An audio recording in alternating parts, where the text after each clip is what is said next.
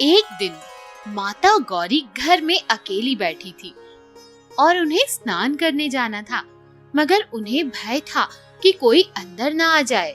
तब उन्होंने अपने पुत्र गणेश को आवाज दी। गणेश, बेटा गणेश। आया माता, कहिए क्यों बुलाया?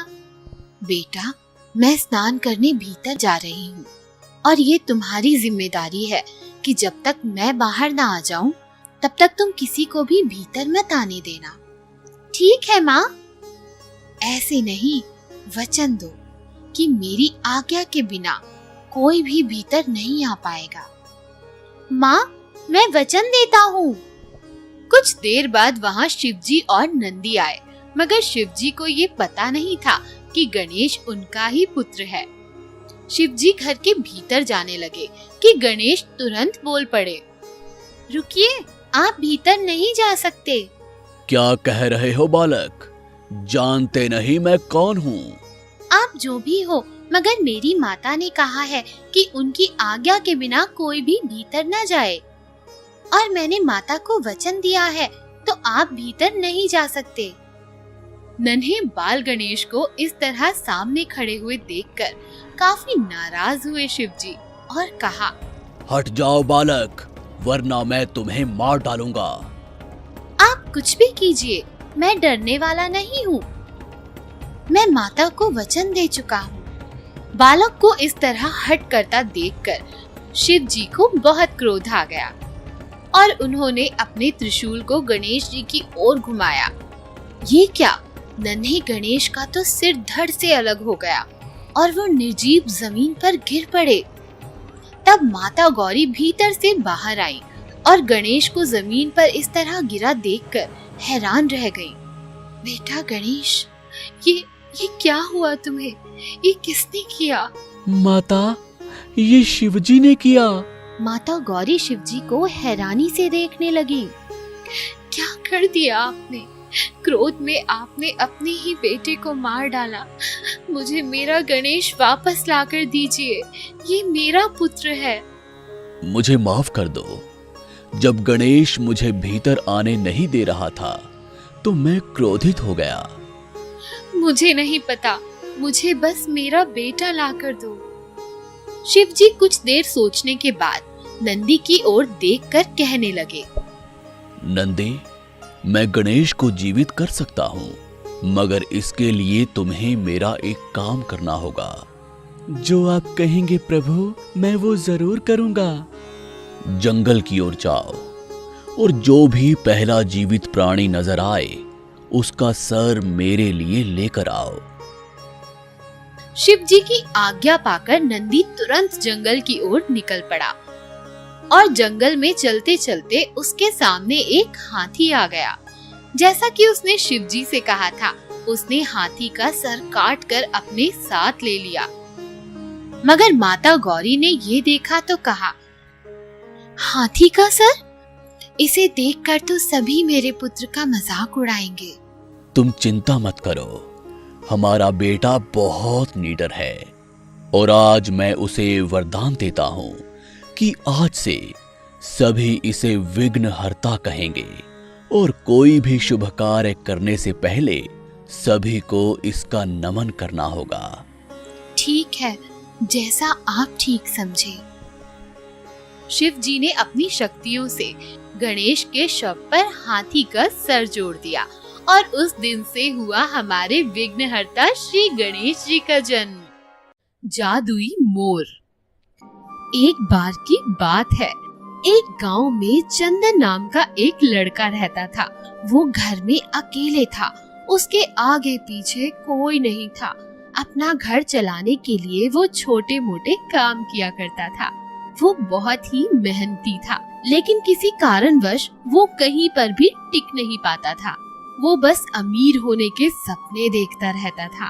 एक दिन की बात है, वो गांव से शहर की ओर जा रहा था नौकरी ढूंढने। रास्ते में एक नदी दिखी और उस नदी में एक साधु बाबा डूब रहे थे। बचाओ, बचाओ, कोई मुझे बचाओ, मैं डूब जाऊंगा, कोई तो मुझे बचाओ।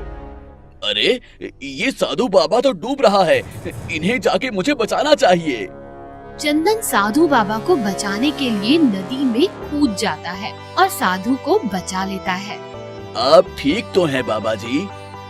तुम्हारा बहुत बहुत शुक्रिया बेटा, तुमने मेरी जान बचा ली। ये तो मेरा फर्ज था बाबा जी। चलिए अब मैं चलता हूँ। तुम क्या काम करते हो और कहाँ जा रहे हो तुम?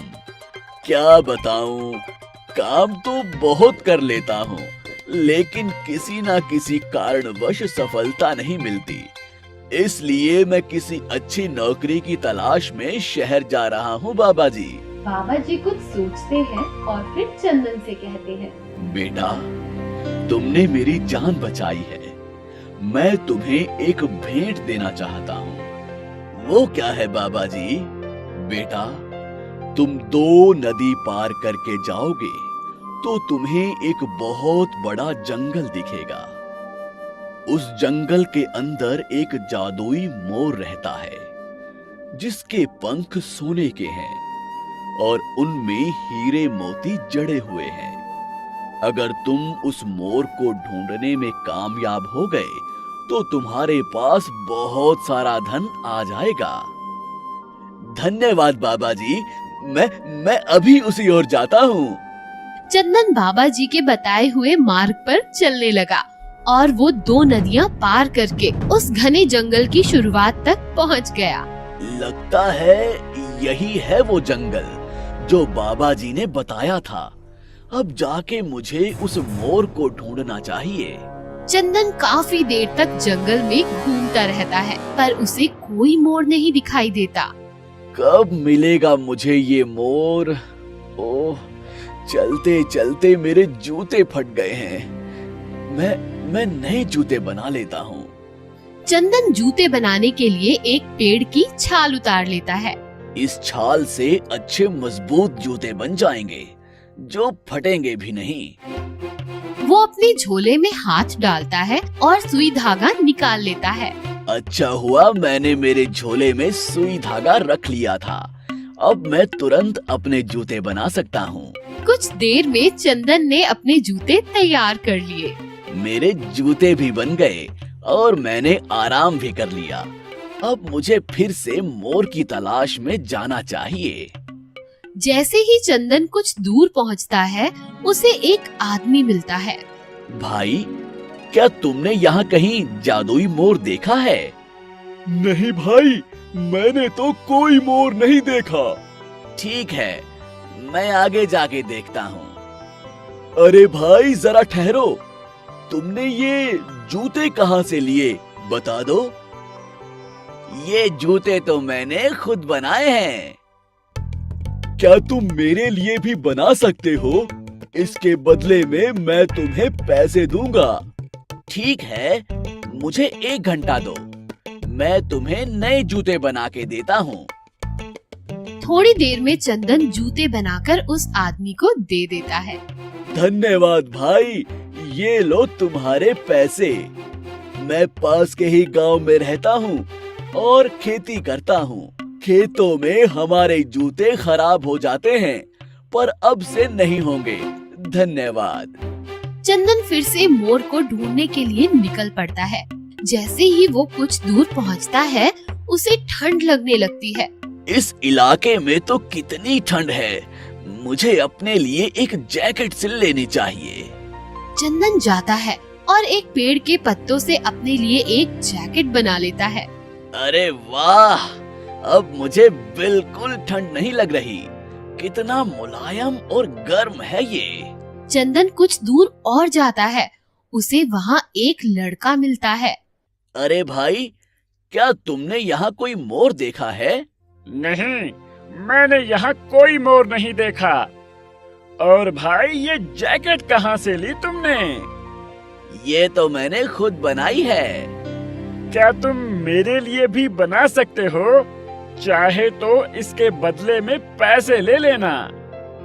ठीक है, तुम 1 घंटा रुको, मैं तुम्हें जैकेट बना के देता हूँ। चंदन जाके उस लड़के के लिए एक जैकेट बना लाता है। ये लो, पहन के देखो। अरे वाह, ये तो कितना गर्म है और मुलायम भी। ये लो इसके पैसे। चंदन फिर से मोर की खोज में निकल जाता है। ओहो, इतने दिन हो गए मुझे भटकते हुए, कोई मोर नहीं मिला। लगता है बाबा जी ने मुझे पागल बना दिया। अब मैं घर वापस जा रहा हूँ, मुझे नहीं चाहिए मोर। चंदन मोर की तलाश छोड़ के वापस अपने गांव की तरफ चल देता है और रास्ते में उसे कुछ लोग मिलते हैं। अरे भाई, मैं तुम्हें कितने दिनों से ढूंढ रहा हूँ। ये मेरे मित्र हैं और इन्हें मेरी जैकेट बहुत अच्छी लगी है। ये लोग भी ऐसी जैकेट बनवाना चाहते हैं। ठीक है, मैं तुम लोगों के लिए बना देता हूँ। चंदन ने उन लोगों के लिए जैकेट बना दी। ये लो, पहन के देखो। अरे वाह, ये तो काफी गर्म और आरामदायक है। ये लो इसके पैसे। चंदन पैसे लेके खुश हो जाता है। अरे वाह, आज कमाई तो अच्छी हो गई, पर ये पैसे भी कम हैं। जैसे ही वो थोड़ा आगे पहुंचता है, उसे वहाँ के कुछ लोग खड़े मिलते हैं। अरे भाई, कहाँ थे तुम? मैं हर दिन तुम्हारी राह देखता था और आखिर आज तुम मिल ही गए। ये मेरे गांव के लोग हैं और ये लोग भी तुमसे जूते बनवाना चाहते हैं, जिसके बदले में सब पैसे देने को तैयार हैं। ठीक है, मैं आप लोगों के लिए जूते बना दूंगा। चंदन सभी के लिए जूते बनाता है और पैसे लेके वहाँ से चला जाता है। आगे जाके वो एक पेड़ के नीचे सो जाता है और उसे एक सपना आता है। सपने में उसे बाबा जी दिखते हैं। बाबा जी उसे सपने में कहते हैं, बेटा चंदन, वो जादुई मोर तुम्हारे अंदर ही है। उसी की खोज के लिए मैंने तुम्हें उस जंगल में भेजा था। तुम्हारे अंदर जो कला है, जो गुण है, उसी से तुम बहुत अमीर बन सकते हो। जी बाबा जी, मेरी आंखें खुल गई और मैं आपका इशारा भी समझ गया। चंदन ने अपने गांव में जाके एक जूतों और जैकेट की दुकान खोल दी। वो वहाँ पे अलग अलग प्रकार के जूते बनाता, जिसे लेने लोग दूर दूर से आया करते थे। इस कहानी से हमें ये शिक्षा मिलती है कि हमें अपनी मेहनत और लगन का इस्तेमाल करना चाहिए। वही हमें सफलता दिला सकती है।